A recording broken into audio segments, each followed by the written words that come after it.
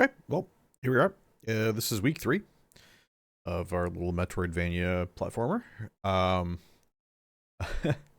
this is admittedly a little bit less than I was hoping to show off this week, but we're all gonna have down, sort of weeks where we don't get as much progress as we would like to have, and certainly this is one of those. Um, I'm learning a lot though, and that's what's important. So, uh, most recently, I've been working on a state machine to handle the AI for our monsters. And so it's caused a little bit of sort of restructuring and how we're looking at things. And I'll go more in depth when I actually get the thing up and running. But you can see here a bit of the code for our state machine. And I'm relatively happy with the progress I've made. I just have a few things I need to figure out. So let's jump in and take a look at what we do have though. So we'll just F5, click back into the game, and then F5.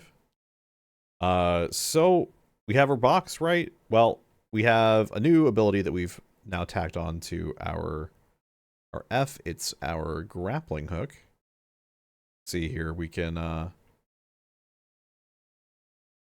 use it to come in contact with this little guy here. Apparently I messed something up. It's possible I'm not resetting the air jump, and there's a little more work to be done with that. We can also, it's a little bit difficult to show off, but the hook will also stun the boar. It's a little quick, so it's hard to get it in there, but you can see it still try to do its run animation. That's while it's still being stunned, but is yeah. So you can see here, you can probably tell that the sprites are actually on backwards. That's because we just rotated 180 degrees. But I'll fix that a little bit later when we try to prettify it. One of the things I'm kind of happy with though is the fact that the when it does come to the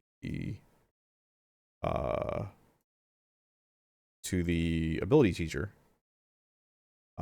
we have, go back to the inspector. We have a nice little exported variable which sets which ability the ability giver is giving. So if we jump back into the game, I've changed the index, and now we're firing our little a little lightning ball. A little bit easier to see what's just going on to this. So come back around. Oh, okay.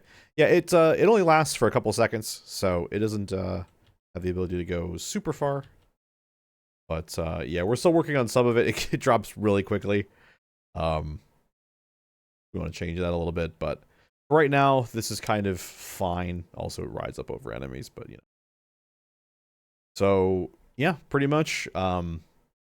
That's kind of where we're at. We have the various accoutrements. So basically, we can change the ability this gives. I need to do some stuff to make it so that you can have multiples of these abilities at once, and then we can switch between them.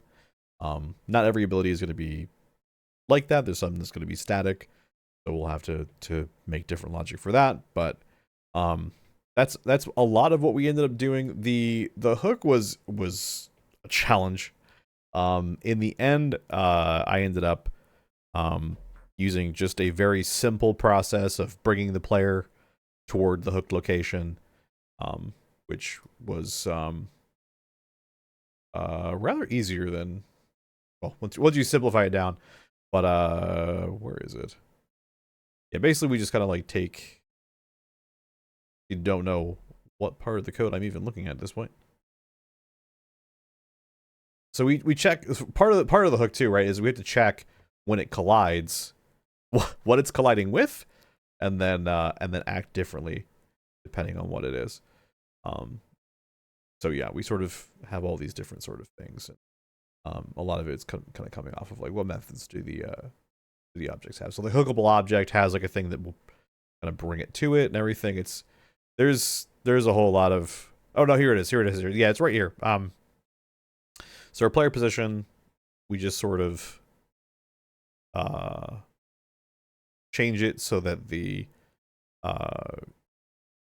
we take the collision info, so the place where the collision happened, minus their position, and we just sort of times 700 in delta, and we end up sort of just being pulled right in. So, pretty much how it works. We can stun things. If they don't have stun, then we just, yeah, it just pulls it back in. So basically, if it's neither of these two, it just retracts the hook. It's all good. And then when the hook sort of gets close enough, kind of gets, when the chain gets short enough, it retracts. So this was also another thing too, where I learned a lot about here we are. So our chain sprite, right? So it's a repeating texture over a rectangle, and then we just find the length of the chain, basically the distance between the origination point and where the hook object currently is.